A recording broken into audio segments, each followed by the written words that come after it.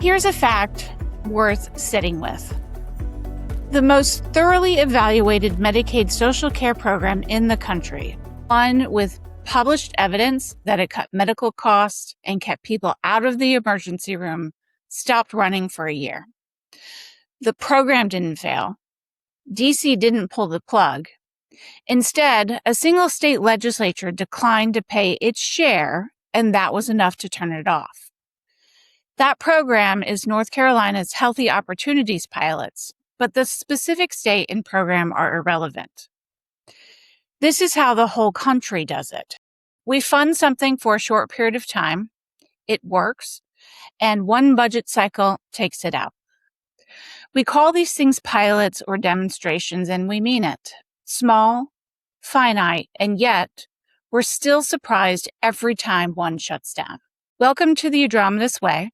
I'm your host, Michealle Gady. Today I want to talk about why that keeps happening and what it will take to build something permanent. The U.S. spends more on healthcare than any other country. This isn't news. We all know this. But did you know that more than 17% of everything our economy produces is what it costs to deliver healthcare in the country? And we still finish near the bottom among wealthy countries when you look at whether people are actually healthy. We live shorter lives, more of our mothers die in childbirth, and the gap between the longest lived and shortest lived Americans is more than 20 years. So we're buying the most expensive care on the planet and getting the worst results. And here's why. Clinical care accounts for about 20% of your health. The doctor, the hospital, the prescription. The other 80% occurs outside the healthcare system.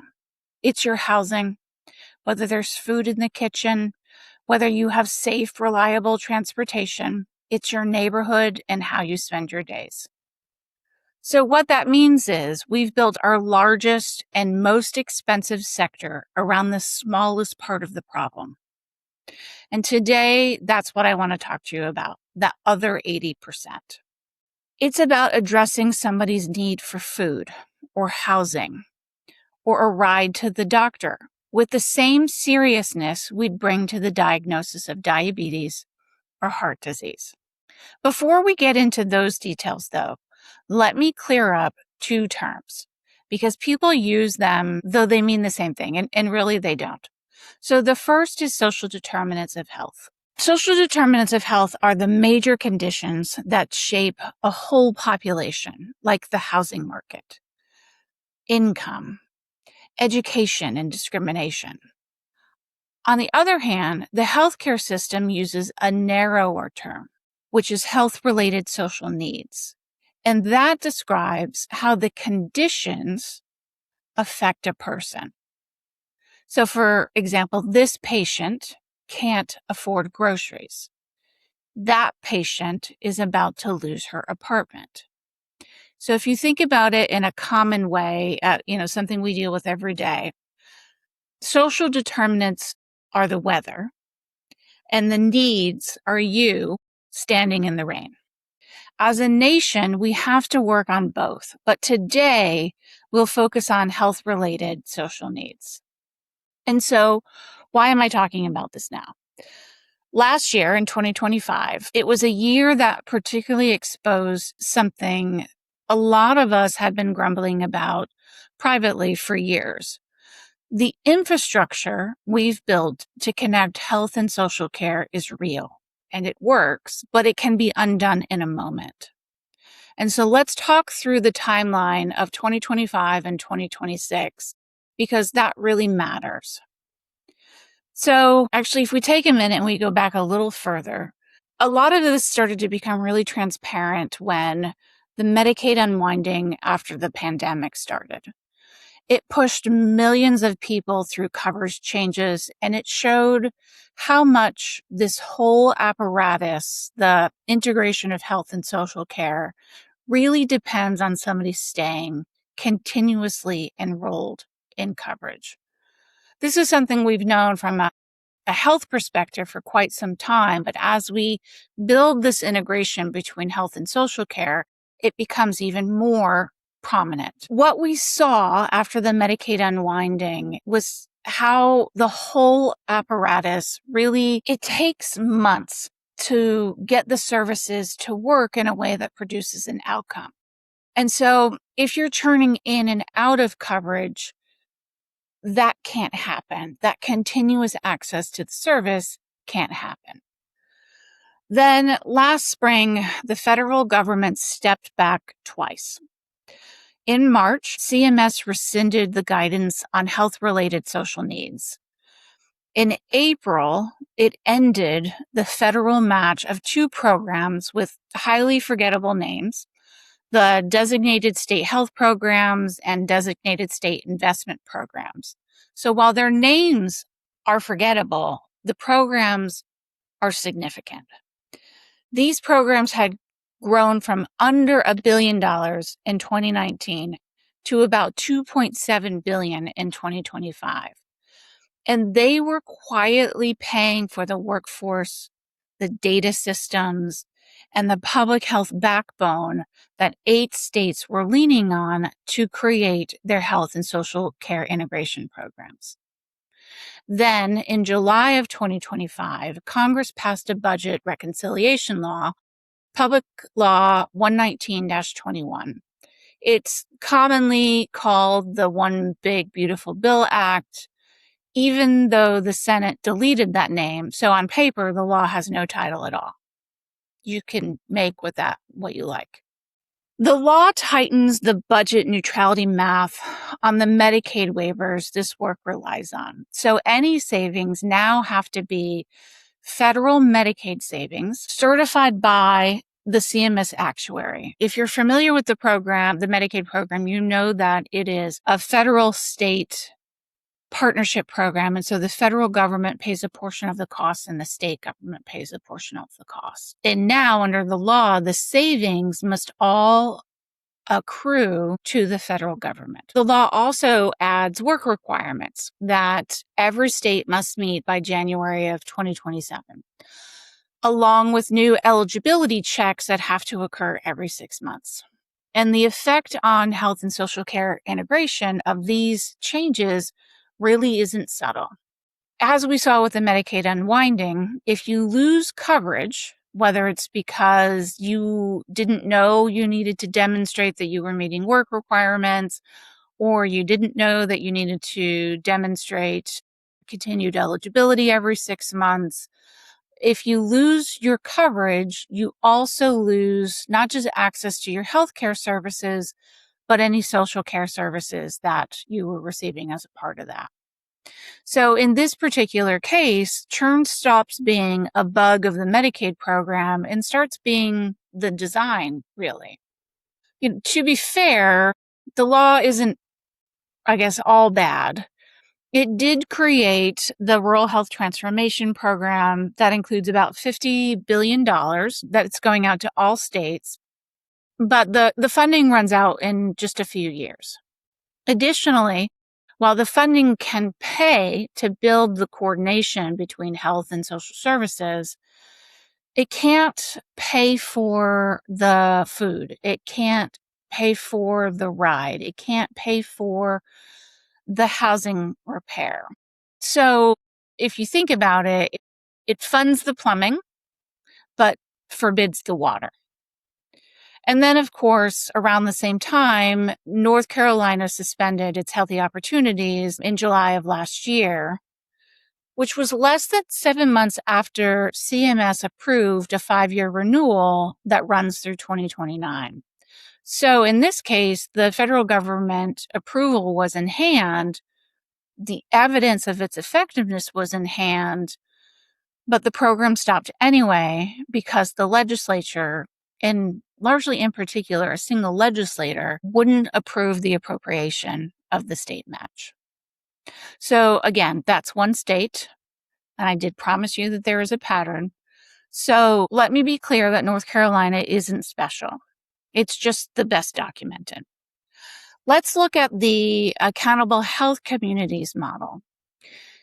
That provided 6 years of funding for building screening and navigation across dozens of communities, and then it closed in 2023 with no successor. Some of those organizations found other funding. Others wound down the work within a year. And in fact, the majority wound down. So then let's also look at the Making Care Primary, which is another federal program. It was designed to run about 10 and a half years, but got canceled 12 months in, taking with it the social needs payments that practices had already hired people to use. Or the 700 or so hospitals that are getting ready for social needs screening under the CMS team model, which the federal payment rule quietly deleted last October. So it kept the requirement that participants in the team model refer people to social service providers, but it took away the screening requirement that fines them. So states can switch this off, so can DC, and it has repeatedly, without anybody ever having to vote on whether integration is a good idea. And the next tests are already on the calendar. California's demonstration expires at the end of December. New York's expires in March of 2027. Both of them cover social care networks, and both of them renew under the new budget neutrality math, where the savings have to be federal, Medicaid only, and inside the demonstration window. Much of the best evidence in this field doesn't look like that. As for North Carolina, the case is instructive. The state finally passed its first full budget since 2023 this past summer. It does restore healthy opportunity funding, but at a significantly reduced rate. So rather than the roughly $80 million that was needed, it only allocates $25 million. And the program has been dormant for the last year. So restarting it, particularly at a fraction of the cost, relying on an infrastructure that was at least partly dispersed while it waited, is at best going to be difficult. Now, none of this matters if the underlying idea doesn't work. So let me be clear about the evidence, including where it's thin, because overselling is part of how we got where we're at. The scale of the need isn't in dispute. Food insecurity affects about 15% of the population. Housing insecurity runs somewhere between 9 and 20%, depending on how you do the math. And both are higher among people on Medicaid and people served by community health centers. And these really aren't edge cases. We're not talking about a very small number of people. In fact, this is the daily reality of the people our public programs exist to serve. And on the outcomes, the evidence is strong enough to act on. So, for example, medically tailored meals for people with diet-sensitive chronic conditions cut hospital admissions and emergency room visits, and the biggest effects show up in congestive heart failure and complicated diabetes.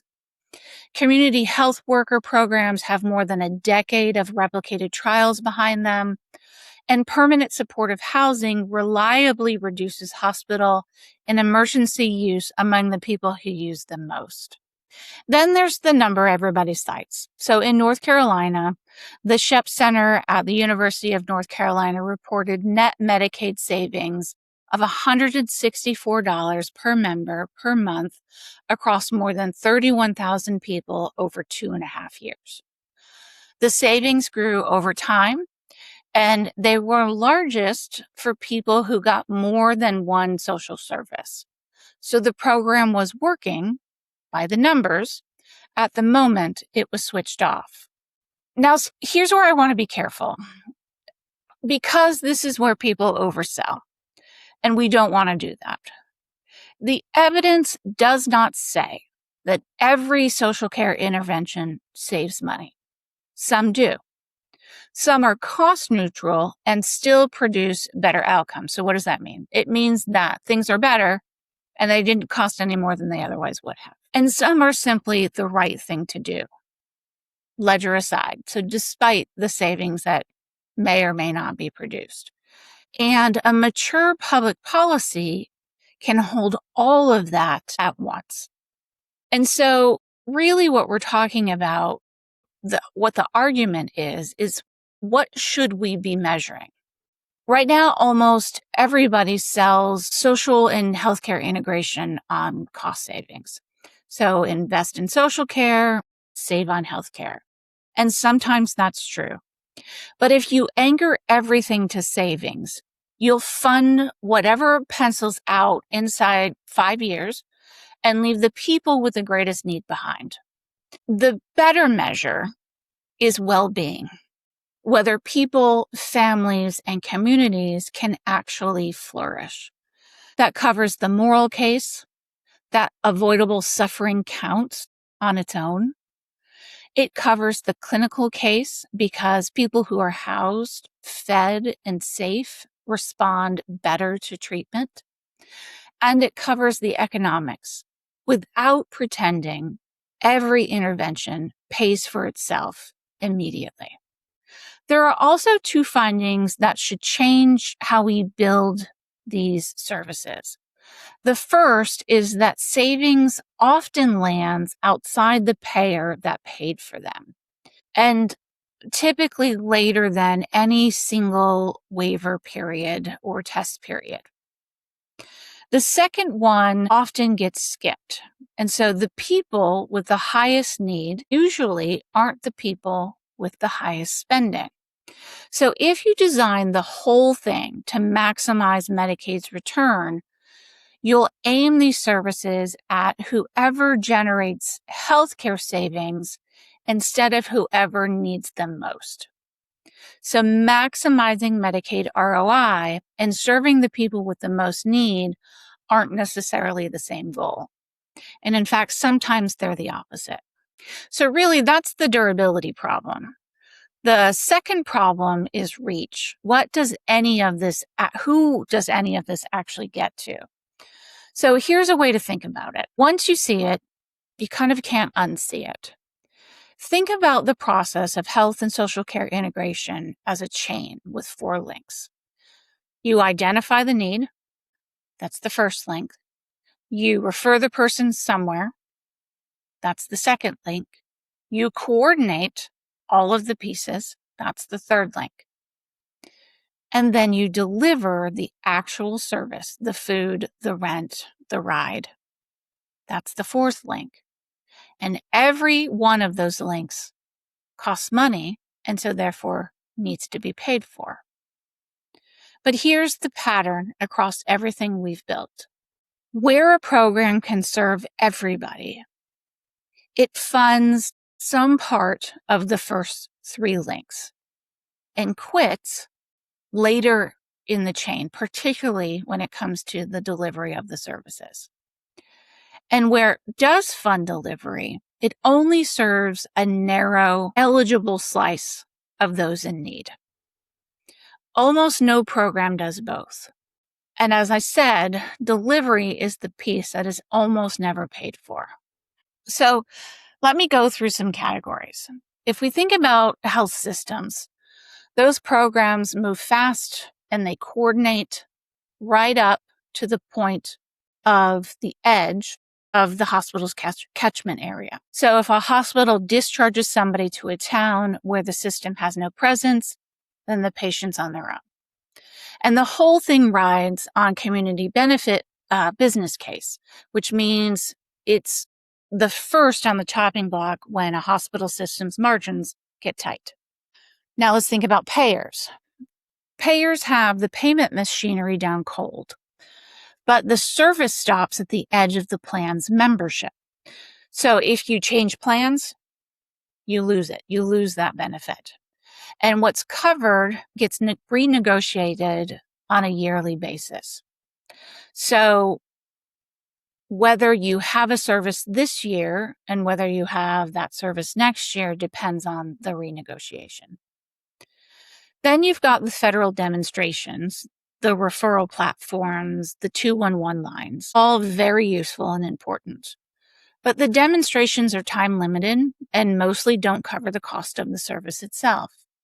And while the platforms, the referral platforms, move information, and sometimes they move payment, they aren't the funder. And 211 provides invaluable information for folks who are looking for services that they need. So they provide the referral, but they may not do the screening, and they certainly don't pay for the delivery of the services. Now, let's think about the eligibility gates. So we talked through some of the sources of payment and where those limitations are, but let's think about the eligibility components, what I'll call the eligibility gates, because this is the part that really gets me. So if you start with everybody in the country, that's about 340 million people.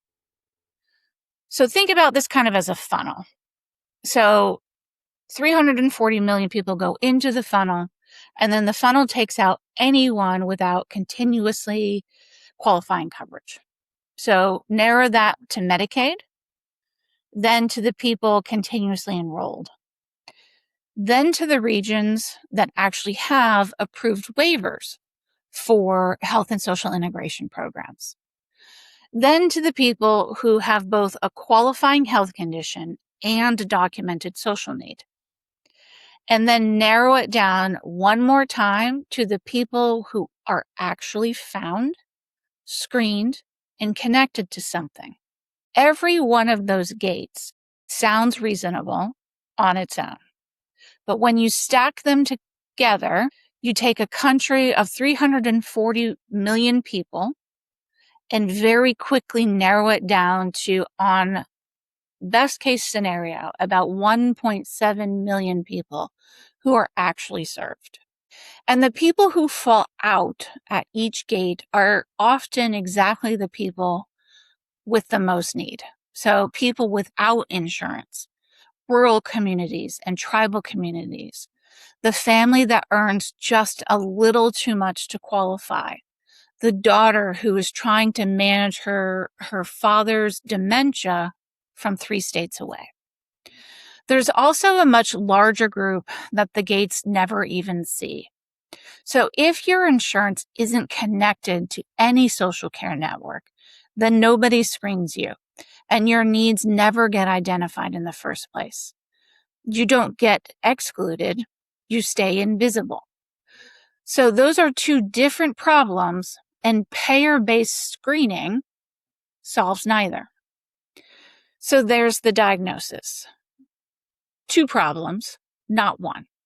There's structure, where whole categories of people reach these services only by accident, and there's durability, where the whole thing can be reversed in a single budget cycle or change in administration.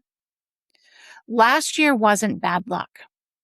It was a stress test, and what we saw is that the patchwork failed. So what's the fix? Let me say it plainly, and then I'll tell you why it isn't a daydream. We build the missing layer, a social care network you can use because you live there, not because you qualified for something. It doesn't matter what insurance you have, what you earn, or what your health status is. It pays a network of community organizations to actually deliver the services. And it draws on enough different funding sources that losing any one of them doesn't shut it down. We've done this before plenty of times for things we decided were too important to gamble on. Public libraries, public health departments, 911, the police department, public transportation. None of them are perfect, but all of them are real. And you use them because you live in the community, not because you qualified. At some point, the country decided that each of those were essential and took them out of the reach of month-to-month discretion. Social care is sitting at the same table right now. And this isn't fantasy because every piece of this system is already built. It already exists. We're not inventing a new tool. We're simply assembling the ones we already have. We need to bring the funding sources together. So federal Medicaid really is only one of 8 funding sources and probably should account for just about a third of the funding instead of being the single point of financial failure. The rest is hospital community benefit dollars pooled regionally, state revenue, Medicare Advantage supplemental benefits, employer-sponsored access, philanthropy, private pay on a sliding scale, and federal grants. So Community Care of the Lower Cape Fear, which is in New Hanover County in North Carolina, was one of the regional network leads for Healthy Opportunities. And at Atrómitos, we've worked with them for years. When the Healthy Opportunity pilot stopped, they did something that's worth watching. Instead of waiting for the state, they started building a universal residency-based network for New Hanover County. So any resident, any payer, any background. It's anchored by the New Hanover Community Endowment, which in June of this year put $2.5 million behind the launch, which was on top of an earlier planning grant of $1.5 million awarded last year. In the funder's own words, they see what Community Care of the Lower Cape Fear is doing as possibly the first social care network of its kind in the country. And so while I'm pointing at one organization in one county, let me be clear about what that is and what it isn't. So obviously it's not a national program. It's a test of whether an infrastructure built on Medicaid can be made universal and durable. If it works, it's a template across the country, particularly in states like Washington and New York and California. If it hits walls, then the walls are the findings. And both Community Care of the Lower Cape Fear and the rest of us across the country can learn from those findings. So I don't want to leave you with a diagnosis and a wish. So I do want to talk about what we can actually do. I see 4 steps, and they essentially share one principle. Build it at the community level and own it there so that no single authority can switch it off. So what does that mean? So let's think about this in steps. If we think about step 1, build it first and finance it second. Community foundations should anchor the stand-up with 3 to 5 year grants. Launch capital with an end date. It shouldn't be a forever subsidy. And hospitals should move at least a quarter of their community benefit spending into regional social care pools within the next 2 years. They already have the discretion. There's no federal or state law that needs to be enacted in order to enable that. Step 2, sign up every payer you can. A network built on one Medicaid waiver dies with that waiver. A network that contracts with Medicaid plans, Medicare Advantage plans, commercial plans, and employers at the same time doesn't. Every state already rewrites its managed care contracts on a set schedule, and it can require those plans to meet their social need obligations through the regional network instead of building its own. Step 3, change these networks from contractors into public utilities. So right now, a social care network is a vendor or a grantee. Both of those rely on contracts, and contracts end. Nobody has to renew one. When nobody does, the network is gone. A fire department works differently. So does a rural electric co-op, and so does a public water system. We decided those services are essential, and we put that decision into law. They have to serve everyone in their geographic territory. They can't be shut off because money got tight in 1 year, and they hold reserves. So a single bad budget doesn't stop a service. States can do the same for social care networks. set up a funding floor they can count on, require them to serve every resident of the region, and have them hold a few months of operating money in reserve. Then a budget fight suspends the argument instead of the services. Then step 4, connect the networks to each other instead of waiting for DC to connect them. This is how 211 was built. About 200 independent nonprofits, one shared code, shared standards, and no corporate parent. Regional social care networks can do the same. Share the data standards, the rate floors, and the credentialing. Keep the governance and the money local. That's scale without headquarters, and it holds up whichever way federal policy turns. Which brings me to the point I most want you to keep. Don't wait for DC. What's missing isn't another federal program. It's the conviction that a community can start now, with funding already on the table, without waiting for the next guidance, waiver, or reauthorization. The last 2 years taught us that anything built mainly on federal and state authority can be reversed. That's not a reason to walk away from these authorities, since every public dollar still flows through them. It's a reason not to hang the whole structure on them. The question isn't whether to integrate health and social care. That's already happening everywhere. And much of it is done by community organizations on a shoestring. The question is whether it hardens into infrastructure or remains a rolling series of demonstrations, pilots, and tests that expire with a waiver, a rule change, or a vote. We've made the harder choice before. Fire departments, public schools, public health, 911. We decided those were too important to leave to discretion, and social care belongs on that list. Right now, as far as I can tell, exactly one place in the country is trying to build it, in a single county, by people who decided not to wait. One isn't a movement. Nothing is stopping the next one except somebody deciding to start. And I'd like the next few years to be the point when we stop calling this work a pilot.